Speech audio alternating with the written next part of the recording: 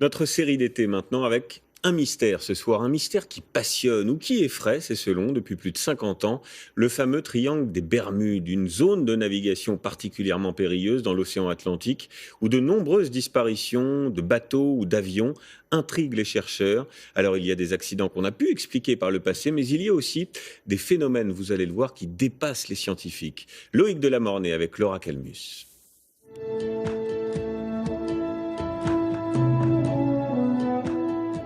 Partir en exploration au large des Bermudes est un dilemme.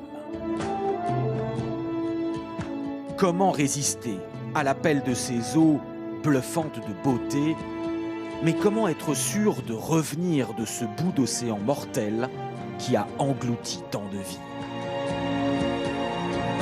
Philippe Rouja, lui, l'aborde avec la rigueur du scientifique. Cet archéologue franco-bermudien slalome prudemment entre les récifs de corail, superbes mais dangereux, qui ont précipité au cours des siècles des centaines de navires par le feu.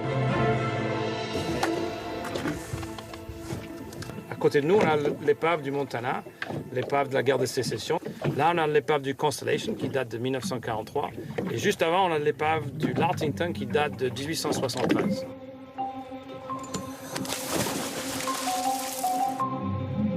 Après une rapide descente, l'archéologue atteint le fond. Émergeant du plateau de sable, des formes fantomatiques de carcasses. Ici, une antique roue à aubes. Un peu plus loin, un moteur d'avion et son hélice. Là, une coque couchée sur le flanc.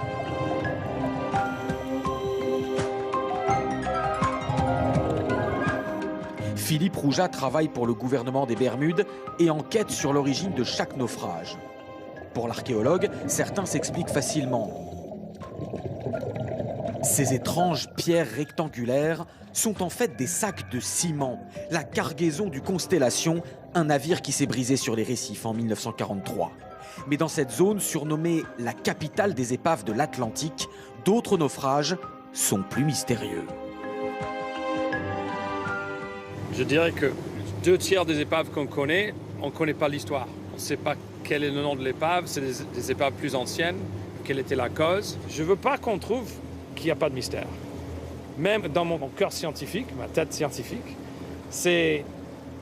tu veux pas que tout s'explique à la fin. Parce que ça, ce serait pas très drôle. Au cours des siècles, des centaines de navires ont disparu dans cette zone, un triangle délimité par les Bermudes, la Floride et Porto Rico. Mais c'est une disparition d'avions qui scelle la légende. Le vol 19, une mission de 5 avions de la marine américaine, disparue en 1945 sans laisser aucune trace. Plus troublante encore, l'appareil de secours envoyé à leur recherche s'évapora à son tour. La presse popularise le mystère du triangle des Bermudes. Un mystère que ce pilote américain a vécu il y a plus de 40 ans. Le 4 décembre 1970, j'ai vécu un phénomène extraordinaire. Et depuis ce jour-là, je fais des recherches là-dessus. Je pilotais et soudain, je vois une gigantesque tempête se lever devant moi et qui avait une forme étrange. Et tout d'un coup, une espèce de tunnel s'est formé, un vortex. Les nuages ont formé des spirales qui tournaient dans le sens des aiguilles d'une montre. En volant dans le tunnel, on a parcouru 15 km en 20 secondes, alors que ça aurait dû nous prendre au moins 3 minutes. J'ai compris que nous avions vécu une déformation de l'espace-temps.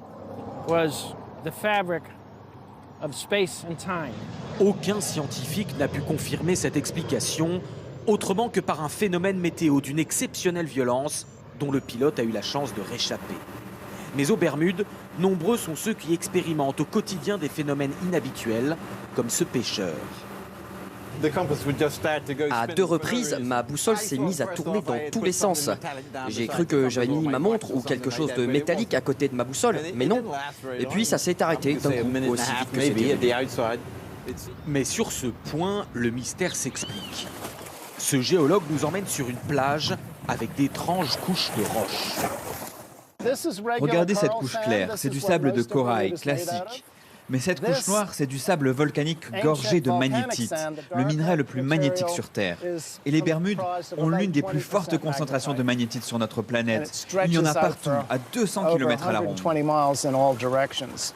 Christophe Colomb avait déjà noté que sa boussole s'affolait aux Bermudes.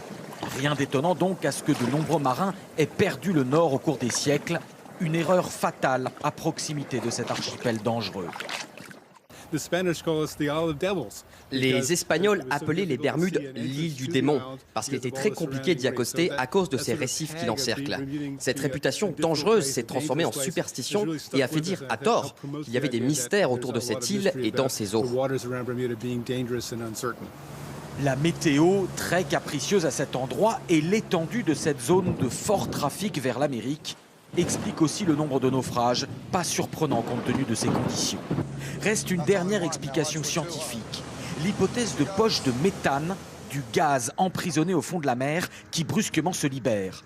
Pour la BBC, des scientifiques ont fait l'expérience. En libérant du méthane sous ce bateau, la densité de l'eau s'affaiblit d'un coup et en quelques secondes, le navire disparaît, ne laissant aucune trace ni aucun débris.